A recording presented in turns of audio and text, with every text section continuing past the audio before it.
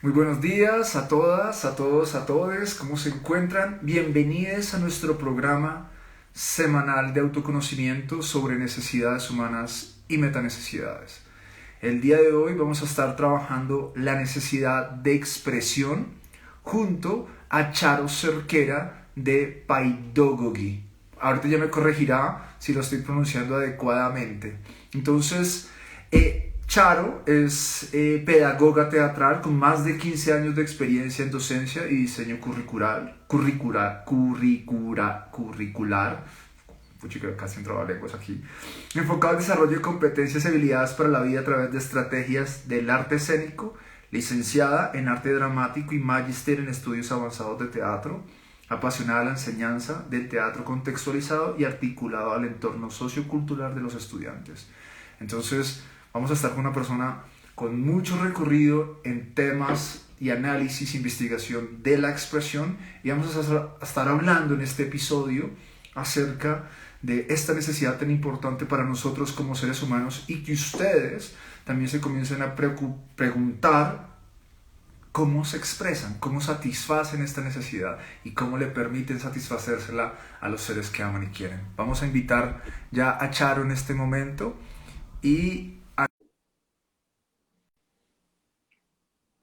bienvenidas a todas las personas que están ingresando. Hola, Hola, Charo. ahora ¿Cómo sí. vas? Bien, ¿y tú cómo va todo? Bienvenida a este Ay, espacio. gracias. Charo, tengo una duda antes de empezar. Ya hice una pequeña introducción a quién eres, tu recorrido, pero ¿cómo se pronuncia tu marca? ¿Cómo la pronuncias? Paidagogy. Paidagogy. Listo, ya. Sí, sí, es que es una mezcla de, digamos, de paida o de paidea, que es educación en griego, ¿no? Jugándola un poco como si fuera una palabra en inglés, que sería pedagogy en inglés, entonces esto es paidagogy. Bueno, esas Listo, listo. locuras Bueno, que se le ya, ocurren ya, a ya. uno. Bienvenida, Charo. Por Gracias. favor, ya hice una pequeña introducción de ti, del tema que vamos a trabajar el día de hoy, pero por favor, cuéntanos de primera mano, desde tu voz, quién eres, quién es Charo Cerquera y un poco de tu recorrido. Bueno, ¿quién soy? Esa es la pregunta profunda, ¿no? A veces uno no sabe ni quién es. O tal vez uno es muchas cosas a lo largo del tiempo también, ¿no? En este momento soy pedagoga teatral, soy actriz en este momento, soy coach vocal para emprendedores. Estoy trabajando también con estudiantes, con niños, sobre las habilidades socioafectivas, socioemocionales. Soy productora de teatro también, estoy haciendo unas producciones ahí para presentar el próximo año, entonces soy muchas cosas desde el teatro. Creo que soy como multifuncional dentro de todas las posibilidades que ofrece el teatro. Eso soy ahora. Súper. antes, antes he sido docente de colegio por muchos años y bueno, pues a eso me dedico actualmente. Bueno, Charo, gracias por estar acá, gracias digamos que nos costó un poco, ya lo habíamos intentado antes mientras yo estaba fuera del país, bueno, estamos acá. Y la verdad estoy muy emocionado por la temática de esta necesidad humana que vamos a trabajar el día de hoy, en la cual tú tienes bastante recorrido, y es el tema de la expresión. Desde tu experiencia, desde tu conocimiento, ¿qué es la expresión? Bueno, como dices tú, la expresión pues es una necesidad, ¿no? Es una necesidad de compartir lo que sabemos, de compartir lo que sentimos, de compartir lo que, digamos, la huella que queremos dejar en otro, porque yo siento que cuando tenemos esta necesidad de expresarnos es porque queremos dejar en el otro algo, ¿no? Algunas veces también estamos esperando, qué sé yo, un cambio en el otro o que nuestra expresión, nuestra manifestación surta un efecto en el otro. También sucede, pero también es básicamente esta necesidad de decirle al mundo quiénes somos, qué pensamos, cómo vemos el mundo. Creo que eso es lo primordial y me da risa un poco que este es nuestro tema, pero Instagram como que no quiere que nos expresemos porque es la segunda vez y siempre ocurre algo. No, pero lo estamos logrando, lo estamos Lo logrando. estamos logrando, sí, sí. Y frente a esto que dices de también nosotros lo hemos visto un montón, esta necesidad de ser contadores de historias, de nuestra historia, de Mm. nuestro mundo. Y lo buscamos muy profundamente. Y cuando esta necesidad de no poder expresarnos, de no poder contar nuestra historia, eh, no, genera muchas frustraciones en los seres humanos. No sé, ¿tú cómo lo has visto? Sí, yo creo que siempre eso, siempre queremos contar nuestra historia y muchas veces pues no estamos tampoco dispuestos a escuchar las historias de los otros, ¿no? Y eso, claro, eso genera frustración porque muchas veces no hay apertura. También porque, pues muchas veces cada uno de nosotros está en su propio mundo tratando de resolver sus propios problemas y no tiene esta apertura para escuchar las historias de los demás. Y ahí pues se generan estos conflictos de comunicación, ¿no? Donde muchas veces hay una lucha también por querer por encima del otro o por encima de las circunstancias hacer sentir nuestra voz. Y a veces estas luchas, digamos, son válidas, pero a veces también hace falta medir un poco en qué terrenos nosotros nos estamos expresando, porque siento yo que muchas veces, pues, las circunstancias no se dan y eso también creo que hay que saberlo leer con personas o con situaciones o lugares, pues hay momentos en que podemos digamos, contraer nuestra intención de comunicar, porque si no están las situaciones propicias para comunicar, pues muchas veces va a ser un esfuerzo en vano. Entonces creo que también hay que saber medir o hay que saber entrar también, ¿no? O entender de qué forma yo puedo llegar a que esas circunstancias se den para poderme expresar y poder decir lo que quiero transmitir. Y esto que estás diciendo me parece muy interesante y me lleva a pensar lo siguiente, Charo, y es que también es un proceso el lograr configurar esto que yo siento que soy o esto que yo estoy sintiendo o experienciando desde adentro y conectarlo con sacarlo, ¿no? Con encontrar cuál es la forma en que yo voy a sacar esto, porque cuando no está ese puente entre este medio, porque siento que al final es una necesidad, pero también es un medio en el cómo yo me expreso, cuál va a ser esta línea de expresión, también es un proceso de hallazgo, de buscar, de encontrar esta forma a través de donde me quiero expresar, a través del pelo, a través del arte, a través de la voz, a través del cuerpo, y encontrar cuál va a ser el medio de expresión. También creo que nos toma tiempo encontrarlo, y es Sí, una forma. total. Sí, total, es un proceso, dichosos los que lo encuentran temprano, ¿no? Pero yo siento bueno, también a medida que uno va adquiriendo experiencias, va encontrando diferentes formas de comunicarse que le funcionan en diferentes momentos de la vida, ¿no? Pero creo que cuando uno, por ejemplo, en el teatro es una gran posibilidad para encontrar eso que tú dices, que es esta búsqueda interior, aprender a comunicarte desde lo que tú eres, desde lo que tú sientes, desde cómo te sientes, para poder pues hacerle llegar el mensaje a un espectador, ¿no? Entonces yo creo que el teatro, además de ser pues un arte vivo que transmite unas historias y tal, pues también es una forma que le funciona a los actores y a los seres humanos en general para autodescubrirse, para conocerse, para conectar con muchas cosas que tiene en su interior y que en algunos estadios de su vida no ha podido expresar. Entonces, puedes utilizar el teatro como un medio para expresar eso que quieres decir. Pero no solamente en el teatro, sino en la vida misma. Siento yo que en cada etapa de nuestra vida, en cada etapa de nuestra evolución como seres humanos, pues vamos utilizando diferentes estrategias para comunicarnos. Claro, tal vez en la infancia y la adolescencia no utilizamos las mejores estrategias o utilizamos las estrategias que son y que tenemos en esa etapa y que son las formas en las que tenemos para comunicarnos, ¿no? Pues los niños lloran, los adolescentes muchas veces se frustran y sí, manejan todo como desde la frustración, pero digamos, no todos, pero es una generalidad a veces. Y creo que a medida que vamos creciendo y vamos madurando, entre comillas, esté madurando porque tampoco maduramos todos al mismo tiempo y tal. Creo que vamos encontrando nuevas estrategias a medida que vamos siendo conscientes también de cuál es la mejor forma para que el mensaje le llegue al otro, para ser escuchados. Creo que hay que tener muy en cuenta al otro también, porque no puede ir uno por la vida, pues, haciendo un monólogo. Entonces vuelvo nuevamente al enlace con el teatro, ¿no? Pues es un diálogo, porque para poder decir algo al otro, el otro tiene que estar preparado. Entonces, para establecer ese diálogo hay que entender al otro también. Aquí estás dijiste varias cosas que me parecen muy importantes resaltar, si me lo permites, y es, uno, que nos comunicamos con las herramientas que tenemos, por un lado. Entonces, esto me lleva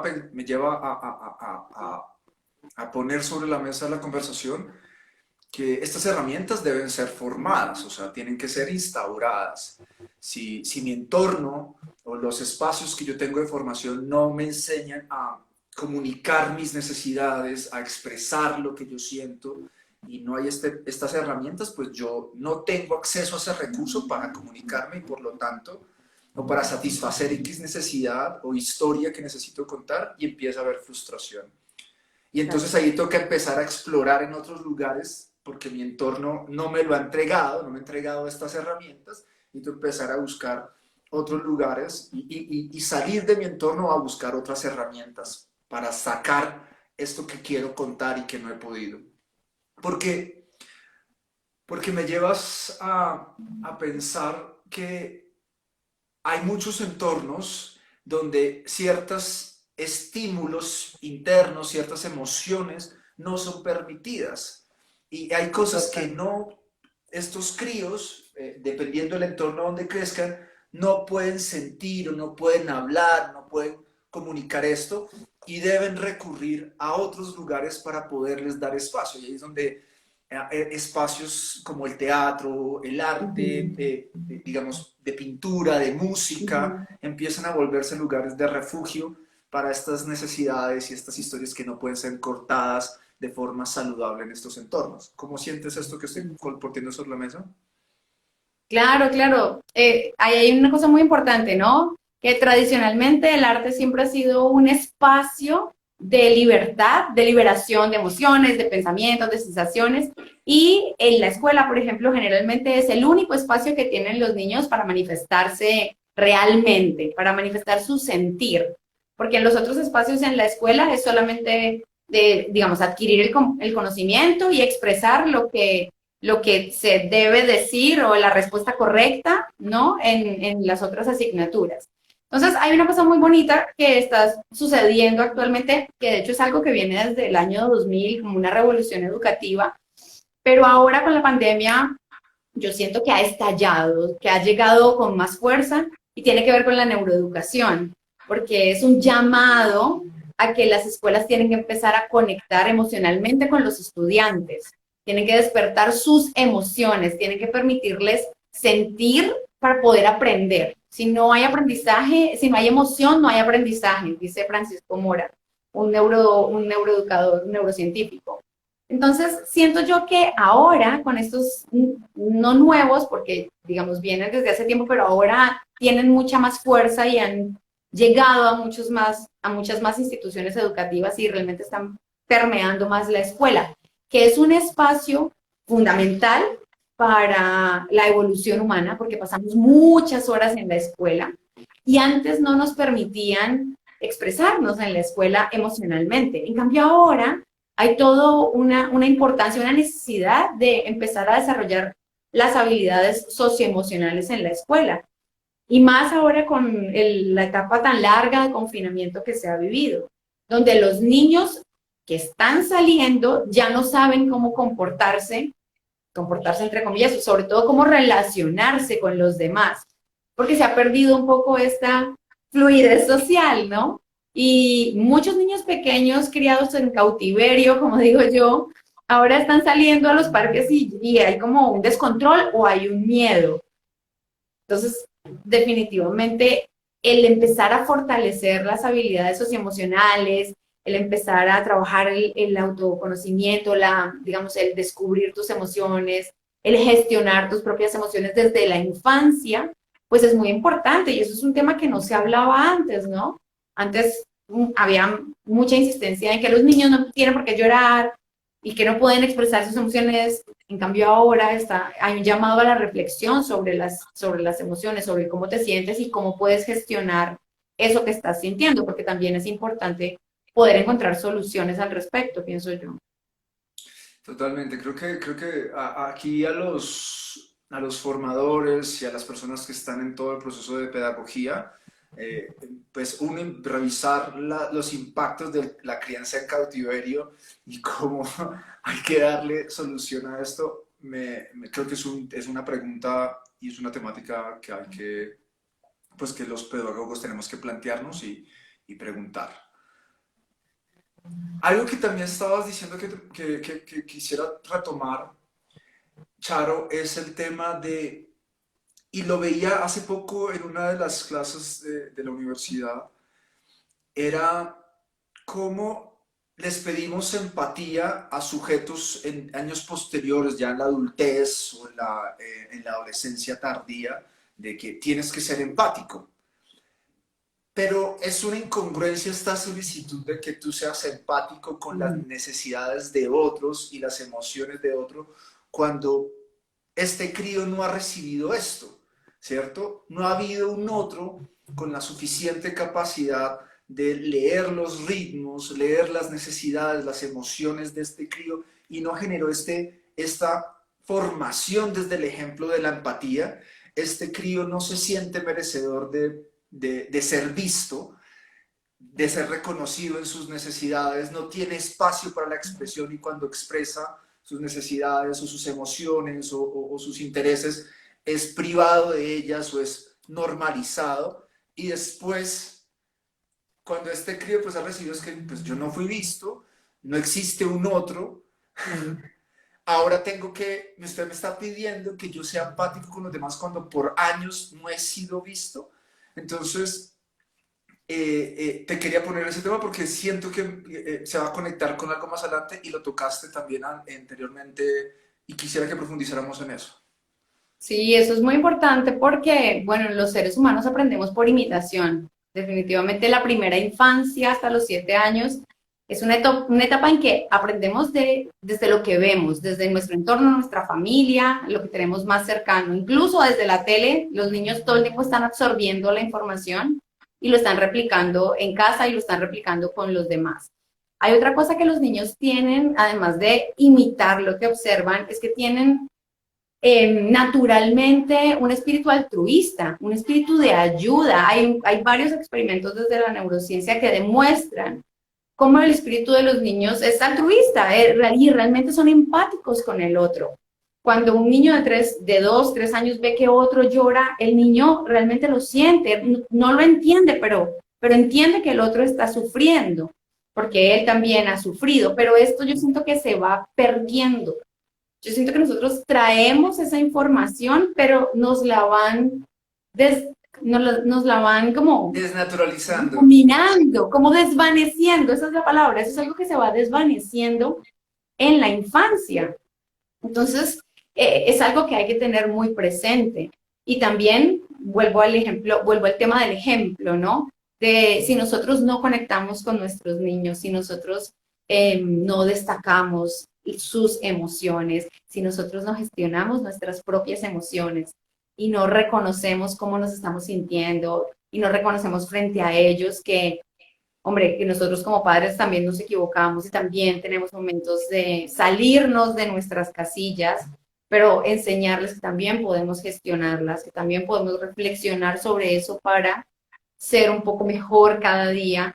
Entonces, si ellos no ven que eso es un trabajo constante de reflexión, que no somos perfectos, que hay que hacer el trabajo diariamente, que nos vamos a equivocar, pero que hay que tenerlo presente, pues los chicos cuando entran a la primaria, que es, digamos, generalmente a partir de los 7 años, ya esa relación social cambia mucho, entonces entra mucho más fuerte el tema del yo individual, ¿no? Del yo como individuo y lo quiero más todo para mí, entonces el otro no me es tan importante como sí lo era en la primera infancia, porque el otro tiene mucha importancia para la vida del niño porque está aprendiendo de ese niño todo el tiempo.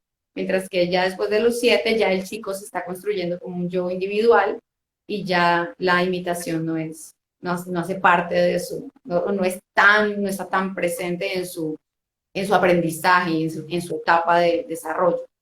Así que sí, es bien importante conectar eso. Sí, creo que ese tema de la empatía lo hemos visto en personas que no han sido vistas, les cuesta mucho más ser empáticos con las demás personas. Y ahí, cuando es también, volvemos, digamos que eso empieza a también a generar unas estructuras de expresión particulares, que es lo que hablábamos un poco al principio. Entonces estas expresiones no ven al otro, entonces ya no hay diálogo. Entonces hay toda una serie de expresiones que salen, que sí, necesito contar mi mundo, pero tú no me importas, yo no te veo a ti. Ahorita que estoy hablando de esto, eso fue una de mis quejas mucho tiempo frente a ciertas líneas artísticas o ciertas líneas de comunicación desde el arte. Y finalmente yo no escogí, ya estoy hablando de un eje personal, me cambié de eje. Uh, a mí hubo un momento en el que tuve un conflicto con ciertas líneas de expresión artística y era mi tema de que no se veía el otro. O sea, siempre era un monólogo del artista consigo mismo, muy importante en este proceso de autoencuentro, de encontrar qué sentía, qué necesitaba y todas las cosas, y lo plasmaba afuera. Pero esta obra no tenía diálogo con el espectador, con la audiencia, era simplemente un monólogo entre yo y mi arte y este proceso de encontrarme. Y por eso finalmente no escojo estar en el arte, porque para mí yo descubro tiempo después mi necesidad de vincular y conectarme con el mundo y termino estando en el diseño gráfico. Entonces, porque en el diseño gráfico siempre había como este tema de quién es el otro, quién lo va a ver, quién lo va a Claro. necesitar, el mensaje está siendo claro y cómo hacer este ejercicio, encontrar este puente entre lo que yo quería comunicar, pero viendo al otro. Y bueno, finalmente el diseño gráfico a mí particularmente, me permite construir este puente de comunicación de una forma asertiva. Pero, pero quería dejar la conversación y para que lo vayamos peloteando, o puedes irte por otro lado si lo quieres, es que muchas veces este tema de no ser vistos también empieza a generar una serie de expresiones en las que nuestras expresiones no ven al otro. Claro. Sí, y creo también que justamente cuando hay situaciones de no ser vistos, se puede elegir si tú te haces ver como sea, por encima de lo que sea, ¿no?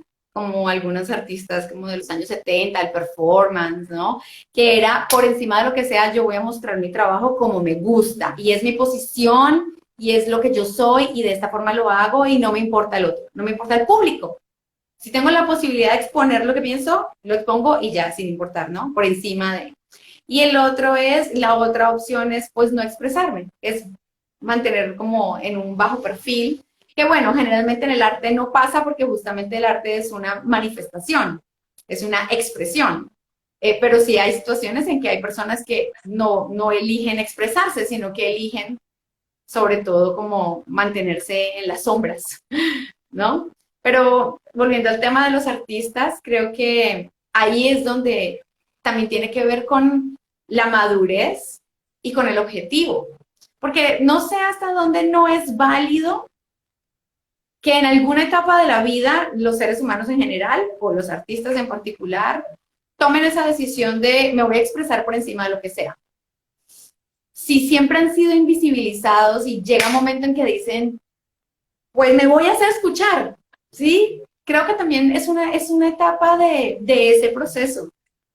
Si estás, si estás en un momento en que realmente lo necesitas, seguramente después de expresarte vas a evolucionar en tu etapa. ¿Sí me explico? Entonces creo que Totalmente. puede ser también un primer paso. Tal vez es un primer paso brusco, pero tal vez también es válido, ¿no? Porque si no No, hay otras formas, en algunos contextos, pues se hace como toque hacerlo y seguramente después se puede ir moldeando o haciendo de otras formas para tener en cuenta al otro, pero claro, a veces suena un poco agresivo. solo que también Y, siento que a veces es un recurso válido. no, y estoy totalmente de acuerdo contigo. Aquí digamos que esto no son lo que estamos colocando, no es un juicio moralista, simplemente es una perspectiva, Sí, claro. porque en Sextima también estamos de acuerdo, y no sé si tú lo sepas, pero te lo comparto a ti, a tu comunidad, a quienes nos están escuchando, que hay momentos en que la agresividad es necesaria. Nosotros es súper importante, por justamente hay unas estructuras y unos contextos que forzan a que necesitamos activar nuestra capacidad agresiva. Pero, y si la represión es mucho mayor, mucho mayor, mucho mayor, pues el sujeto debe recurrir o va a recurrir muy inconscientemente al uso de la violencia para lograr algún objetivo. Nosotros en Sextima Exacto. no estamos en contra de la violencia, no somos no, solamente que entendemos su raíz y lo que estamos buscando es reducir las violencias endémicas, que es la Claro, forma que la violencia es posible, la agresividad es posible, pero cuando se vuelve el modo recurrente de relacionarnos y se vuelve la constante y se normaliza, bueno, no, espérate, aquí sí necesitamos entender por qué esto se ha vuelto endémico. Que eso me lleva a, a poner algo sobre la mesa, Charo, y es el tema de, hace par de semanas estuvimos trabajando en el programa de No hay derecho, el derecho a la libertad de expresión, ¿cierto? Y me gustó mucho lo que dijiste tú al principio y quisiera ahondar por ahí, es el tema de que este derecho humano de la libertad de expresión se ha trastocado de alguna forma y se ha vuelto libertad de expresión por libertad de opresión, ¿cierto? Y esta libertad de decir lo que yo quiera, lo que tengo que decir, porque tengo que decirlo, y sí, pero es que hay un límite a tu expresión, claro. hay unos entornos, tú lo decías muy al principio, hay unos espacios, hay unos lugares donde tu expresión, pues es posible y también si te saltas estos espacios y estas normas, pues tu libertad de expresión ya no es libertad de expresión, ya es Claro. libertad de opresión, estás oprimiendo al otro en tu expresión y ha pasado muchas veces y lo vemos muy constantemente, pero quisiera escuchar y que nos compartieras tu opinión frente a esto que estoy poniendo sobre la mesa. Claro, yo siento que hay que tener muy en cuenta que pues vivimos en una sociedad y hay que tener en cuenta la sociedad en la que vivimos. Porque también, ¿qué queremos, no? ¿Cuál es el objetivo de comunicarnos en esa sociedad o en ese espacio en el que tú quieras llevar tu mensaje? Si tu objetivo es, qué sé yo, agredir, ir por encima de, pues por supuesto no vas a tener en cuenta nada de lo que tienes alrededor. Pero si tu objetivo tiene una intención de impactar a ese entorno, entonces tienes que tener en cuenta a los demás, tienes que tener en cuenta el diálogo, tienes que tener en cuenta la creación colectiva, o sea, tienes que tener en cuenta al otro. Entonces creo que el objetivo sobre lo que tú estás diciendo es fundamental. Y también siento que es muy importante saber cómo quieres tratar a los demás, o sea, cómo quieres conectarte con los demás. Yo siento que cuando uno quiere impactar en un entorno, pues es muy importante leer cómo le gusta a ese entorno ser impactado. Y hay que leer esas cualidades que tiene el otro para escuchar, porque por encima del cómo está el, la finalidad de eso que tú quieres hacer. Si tú realmente quieres que el otro se conecte contigo y cumplir tu objetivo con ese discurso, pues tienes que buscar las formas para que al otro le llegue de la forma en que le gusta que le digan las cosas. ¿Sí? Por encima de, es que el otro no se le puede hablar de tal o cual manera. No, pero si tú quieres que te escuche, pues hazlo de la forma en que le gusta ser, en la que le gusta escuchar, pienso yo, ¿no? Porque si no tienes en cuenta eso, pues va a ser muy difícil realmente lograr ese cometido, lograr conectar con el otro, hacer que te apoye, hacer que te escuche, hacer que te acompañe. Así que creo que eso es fundamental. Y empieza esta estructura de frustración en que no sabemos, no vemos al otro, no sabemos contar nuestro mundo. Justo ayer terminamos clase de comunicación asertiva y, y en la comunicación asertiva una de las frustraciones constantes es que tenemos una manera de expresarnos que no es asertiva, que es violenta, porque no ve al otro y no tiene unos patrones y esta expresión termina cerrando al otro y el otro no me Claro, recibe y entonces el otro no me recibe, mi mensaje, lo que yo quiero expresar no llega y entonces mi necesidad de contar el mundo, mis necesidades que tienen un diálogo, que deberían tener un diálogo, no lo alcanzan, no logran ese objetivo y el otro se cierra, no me recibe, mi necesidad queda satisfecha y empieza esta frustración de incomprensión, de no estoy siendo comprendido. Y muchas veces claro. esta estructura de que no estoy siendo comprendido viene pues a las sintaxis que yo uso para contar mi mundo. Antes de que me la pelotees, aquí Nana Morales Romero dice, qué bellezas estas bellezas, me da emoción que mi esposo y mi amiga preciosa compartiendo sabiduría y amor. También Tan aquí linda. Sol nos dice gran desafío como seres creadores en todos los aspectos, totalmente la responsabilidad de reconocernos como seres creadores nos da otros, nos pone la vara de las herramientas que necesitamos alcanzar para poder cumplir. Y aquí, frente a lo que estabas compartiendo, dicen, perfecto, muy linda explicación de lo que estabas hablando hace un rato, Charo. Por favor, bueno, ¿qué quisieras agregar que creo que no hayamos tocado frente al tema de expresión y para ti No, sea ahora que muy estabas importante? hablando de esto que uno quiere expresarse, pero el otro está cerrado, claro, muchas veces utilizamos recursos como la imposición, ¿no? La imposición de nuestro punto de vista o el tratar de convencer al otro desde nuestros propios argumentos o desde nuestra propia mirada de la vida. Y creo que eso es un tema también que es muy importante abrirlo, porque cada uno de nosotros ve la vida con un filtro. Cada uno de nosotros tiene una experiencia de vida que nos hace ver las cosas de tal o cual manera. Y siento que muchas veces no se toma en cuenta ese filtro con el que el otro está viendo la vida. Y ahí el intentar convencer al otro de su punto de vista o de imponerle una verdad absoluta, pues es muy complicado. Es muy complicado porque tú no puedes cambiar la vivencia del otro. Y ahí volvemos al tema de la empatía, ¿no? De entender cuál es la experiencia del otro, porque el otro está viendo las cosas de tal o cual manera. Y siento que más allá de ponerse de acuerdo en ese punto de vista, es más importante entender para qué se quiere hacer lo que se está haciendo, para qué se está dialogando sobre ese tema y a dónde se quiere llegar y cómo se puede llegar desde diferentes recorridos, ¿no?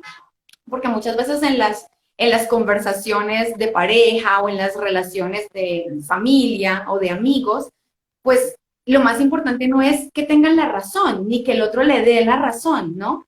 Sino es entender a dónde quieren llegar, qué es lo que quieren solucionar, a dónde quieren ir y cómo pueden llegar allá. Así hayan diferencias de perspectiva.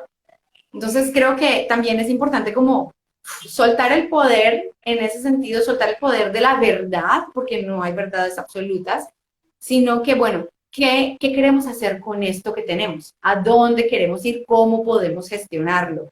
¿No? Porque sí, muchas veces se vuelve como, no, es que yo tengo la razón o es que mi punto de vista es el más importante. Pues sí, pues tú lo puedes ver así, pero no significa que sea la verdad absoluta, porque yo lo he vivido de una manera diferente, mi experiencia es diferente, mis creencias son diferentes. Entonces, creo que por encima de esas creencias, de esas verdades absolutas, es, ok, ¿qué queremos hacer con esto? ¿A dónde vamos con esto? ¿No? Y esto aplica también para el trabajo en equipo en las empresas, que personalmente para mí es más fácil ponerme de acuerdo con gente del trabajo que con gente de la casa, ¿no? Porque también hay unas emociones ahí encontradas, hay unas obsesiones, no sé, por ejemplo, con mis hijas, ¿no? O con mi pareja. Entonces creo que, claro, ahí el sentimiento está mucho más involucrado que en una relación laboral. En una relación laboral siento yo que muchas veces es más fácil soltar el control y llegar a acuerdos. En cambio, en la casa a veces todo es como más pasional. Y en eso que estás compartiendo me pusiste a pensar en un término pues cuando se hace el análisis de violencia empieza a aparecer mucho y es la biopolítica. Y una de las cosas que plantea la política es el tema de regular las interacciones entre los seres humanos. Digamos que eso es una de las funciones importantes de la política ampliada, no de la política estatal, pero digamos la política ampliada, es la regulación entre las dinámicas de interacción entre seres humanos y el entorno, y como cuáles son las reglas de juego en este espacio. Y ahí la política juega un rol muy importante cuando ya en sus lugares prácticos empiezan a aparecer las leyes y empiezan a aparecer todas estas dinámicas de cómo nos vamos a comportar entre nosotros y el entorno. Pero empieza a suceder algo que tergiversa la política y empieza a volverse algo que se vuelve biopolítica. Y la biopolítica son unos discursos que buscan regular no de aquí hacia afuera, ¿sí? Sino de aquí hacia adentro. ¿Sí? Yo, ¿qué hago en este territorio? Y empiezan a determinar, y hay muchas instituciones, el Estado también hace biopolíticas, y esa es una de las peleas de muchos activistas, como, bien, tú te estás metiendo en un territorio que no debes meterte. Muchas estructuras religiosas o instituciones de religiosas hacen muchas biopolíticas en el control de lo que pasa de aquí hacia adentro, lo que yo hago de aquí hacia adentro con mis sentimientos, con mis emociones, etc. Y digamos que hay biopolíticas mucho más saludables para los individuos que otras. Pero tenemos este tema, y cuando hablabas de querer regular el territorio del otro, o sea, de querer meternos al territorio del otro y prohibir sus formas de expresión. Y es cuando empezamos a meternos en temas de la ropa que usa, el tipo de color de pelo que tiene, el vestuario que va a utilizar, la barba, el pelo, y empiezan todas estas biopolíticas violentas y transgresoras a meterse en territorios que no son y empiezan a privar a los seres de su expresión, de su mundo. Y acá está esto que tú nos compartías al principio, que es, sí, yo tengo la capacidad de expresar, pero tengo que mirar las políticas de este entorno, ¿cierto? Todo bien. Por eso son las políticas de este entorno.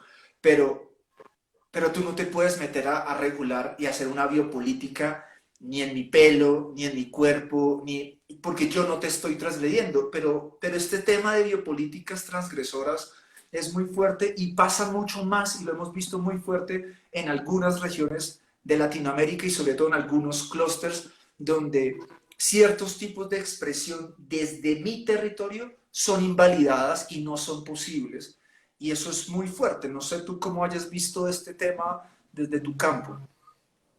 Bueno, yo la verdad siento que hemos tenido un gran avance. Yo creo que el tema de esta, digamos, de esta invasión al otro, al otro ser, cada vez va teniendo más resonancia, ¿no?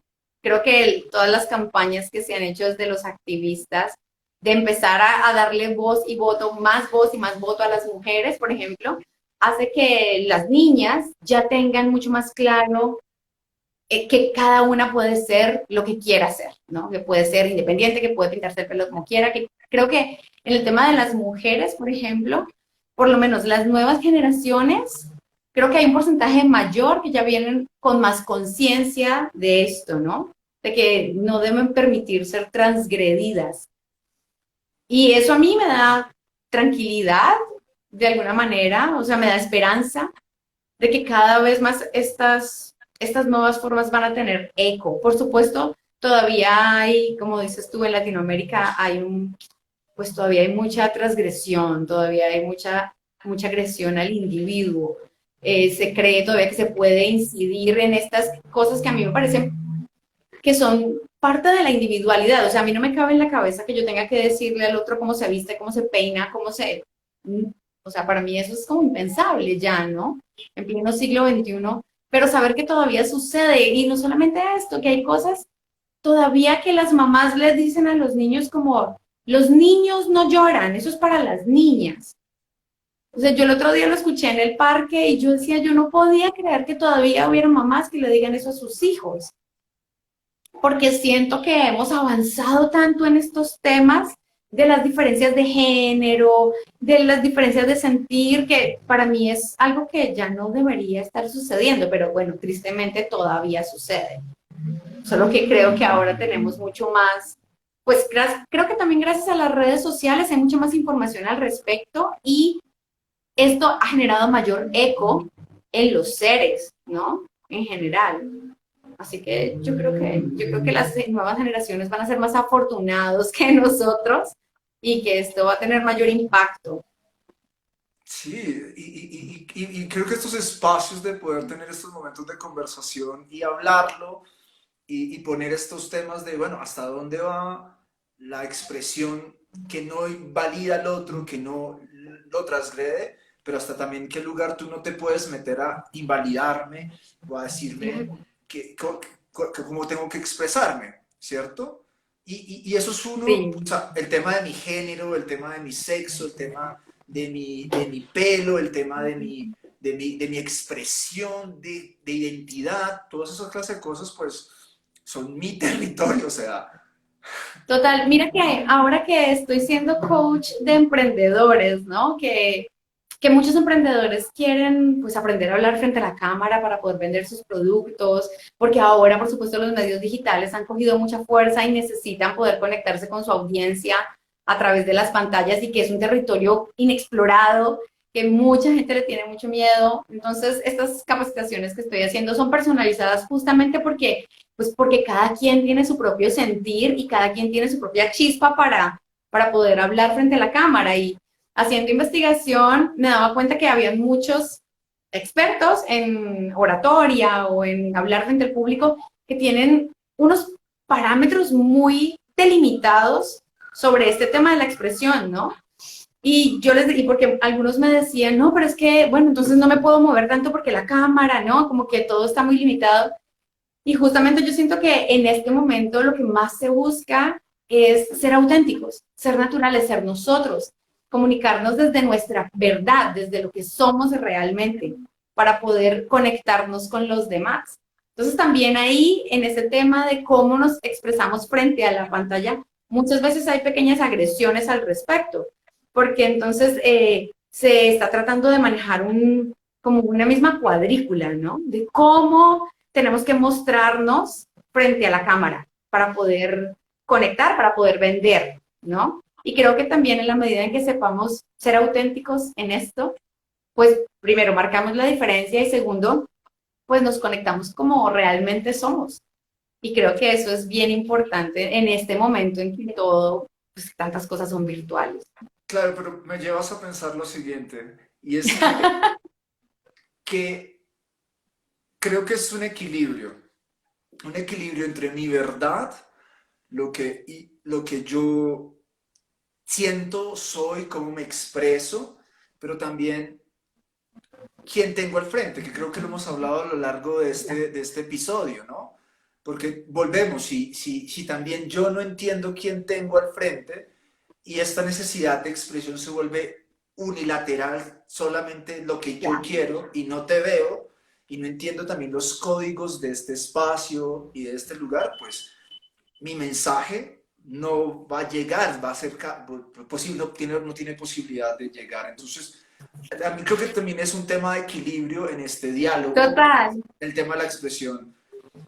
Y quiero hacer una salvedad, algo que voy a corregir, que me di cuenta que no fui asertivo comunicándolo, y es que no significa cuando digo que no te metas a mi territorio a decirme cosas, no es que tú no te puedas meter, pero hay unas formas en que debes acercarte a mi territorio y eso lo hablamos mucho en sí. Yo tengo mi forma de expresar y tú no puedes venir a decirme nada. No, sí, tú sí puedes venir a decirme cosas, pero si vas a acercarte a decirme algo, hay una forma de acercarte.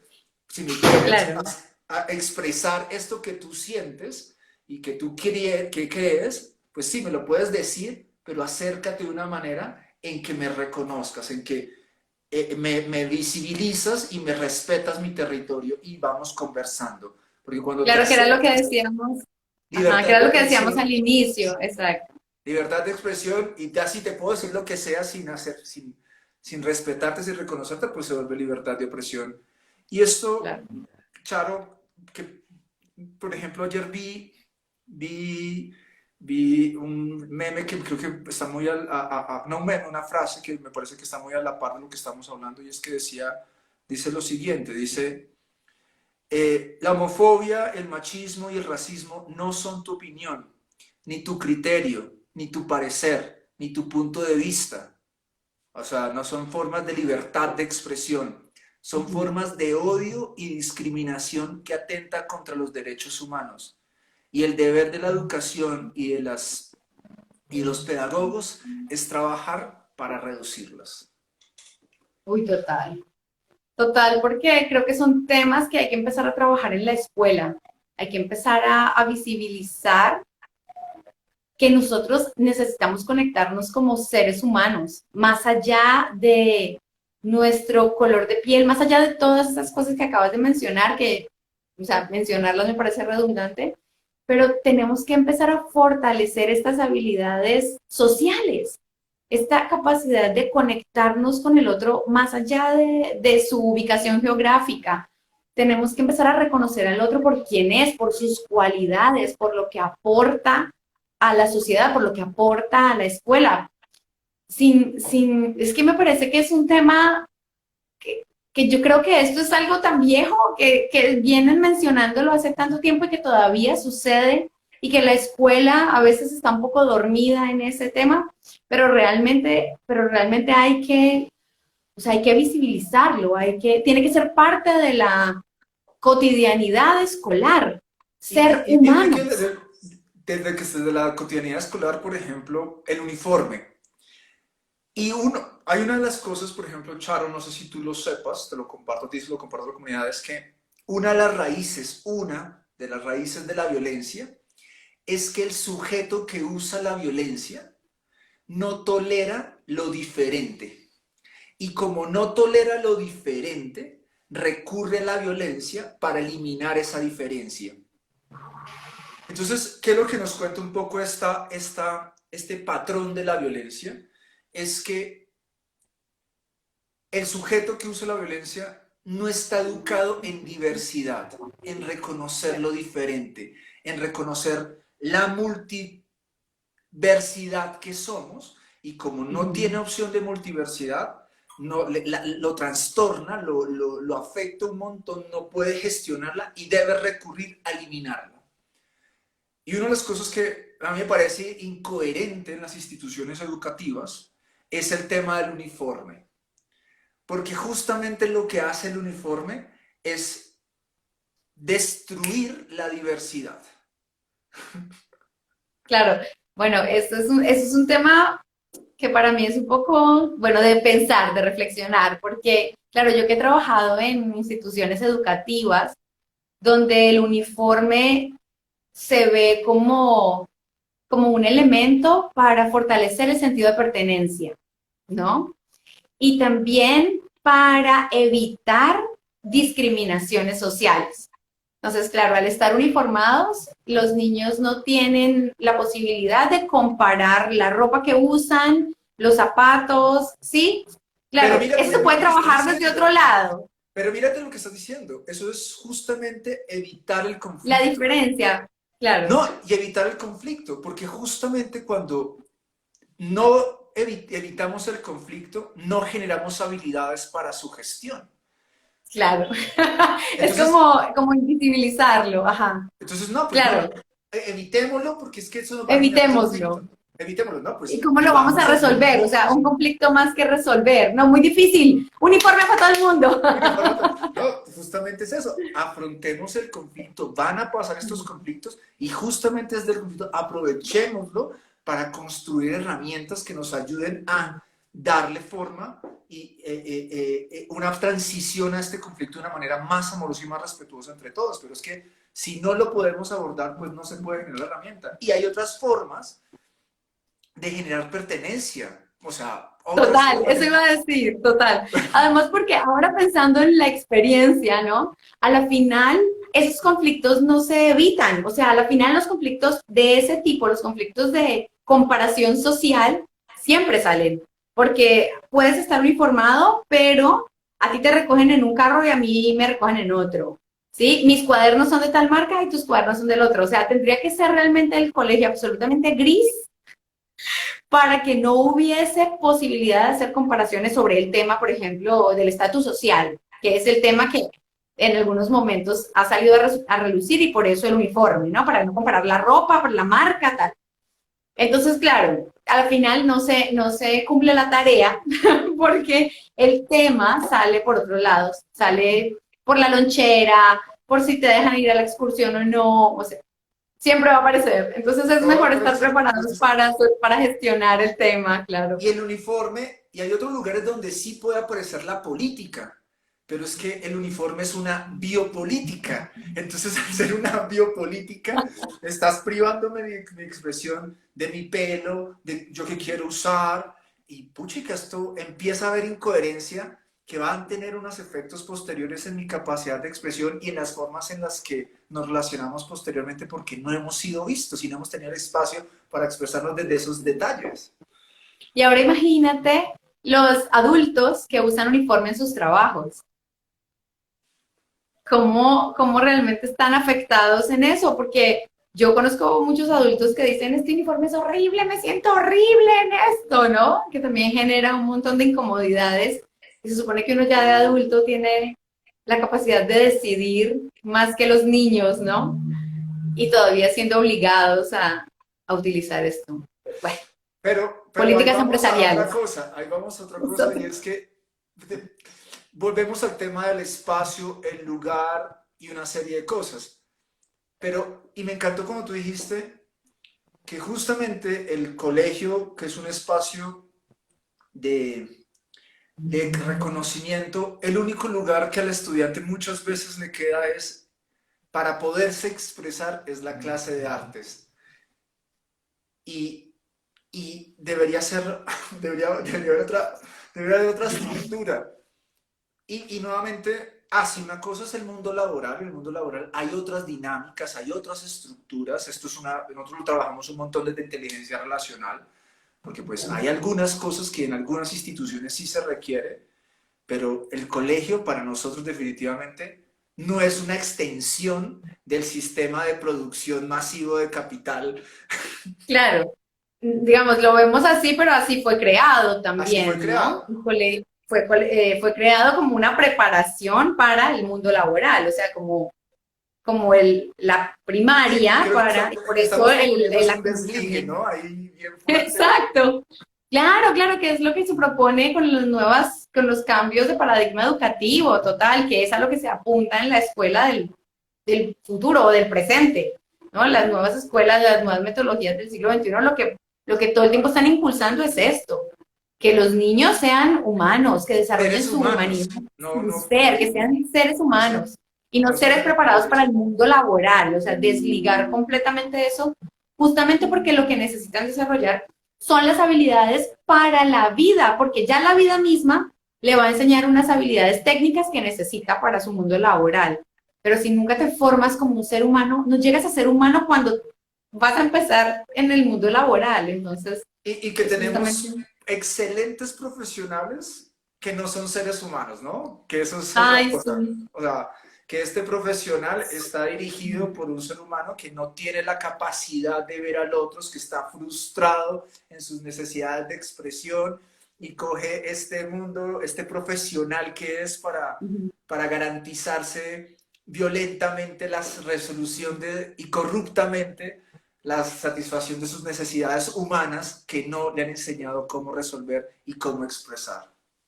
Justamente hay una frase de Howard Gardner, el creador de las inteligencias múltiples, bueno, que esto es un tema desde la psicología, y él justamente dice eso, que pueden haber grandes profesionales, pero nunca llegarán a ser excelentes seres humanos. Por más expertos que sean en su técnica, si realmente no son seres empáticos, no son seres que se conectan con el otro, pues no van a ser excelentes seres humanos, porque más allá de dominar una técnica, debes conectar con el otro para saber lo que tú decías al inicio, ¿no? ¿Cómo le estoy enviando el mensaje? Este mensaje sí es importante para el otro, ¿de qué manera estoy impactando? Entonces, si omites todo eso y solamente te vuelves una máquina de producción, pues no estás siendo un humano. Este es el lugar del mensaje, porque también a veces intentamos llevar ciertos mensajes a lugares que no son y eso se vuelve un conflicto. Acá hay un montón de... El tema de la expresión es todo un universo. Y me gusta esto que Total. está Carol Benavides poniendo sobre la mesa. Sería interesante hacer un debate de lo que es ser humano. Mm, Este debate lo han tenido, ya se ha tenido y nosotros lo hemos tenido en este espacio. Eh, y una de las cosas importantes en ser humano es conocer nuestras necesidades humanas. Porque si no total. conocemos nuestras necesidades humanas, el conflicto profundo y la violencia se van a disparar. Y eso es uno de los temas que en Sextima trabajamos un montón.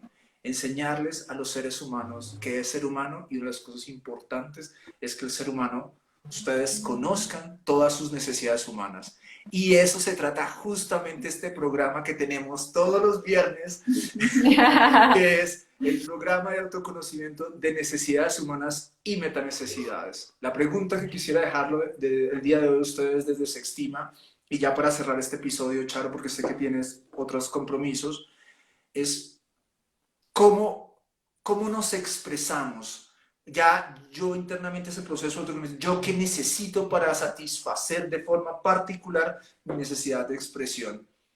Eso es una meta necesidad. Yo voy a compartir una y te dejo la palabra a ti.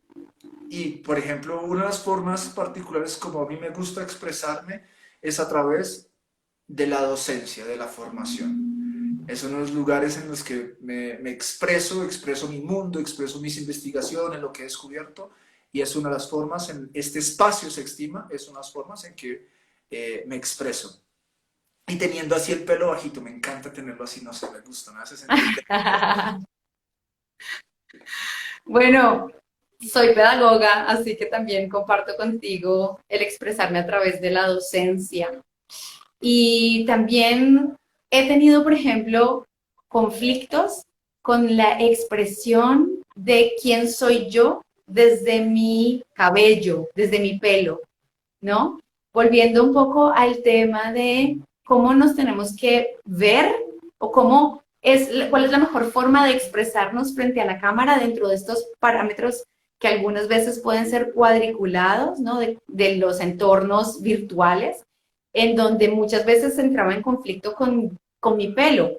Pero después de una reflexión, de una autorreflexión, me di cuenta que mi cabello es una forma de expresión y que me gusta llevarlo crespo porque expreso mi libertad y expreso también mi creatividad y la forma de estar un poco fuera de la caja, de no estar dentro de tantos moldes, ¿no? Porque sí, por supuesto que hay que tener en cuenta cuáles son nuestros entornos, a quién nos estamos enfrentando, con quién estamos comunicándonos, pero ahí es donde digo, hay que conservar y hay que tener muy claro nuestra esencia, quiénes somos y qué tenemos ahí que nosotros queremos mostrar de nosotros mismos, el equilibrio que hablábamos tanto anteriormente, y es un poco de quién soy yo, qué tengo, cómo me expreso y bueno, entonces teniendo en cuenta el entorno hasta dónde puedo llegar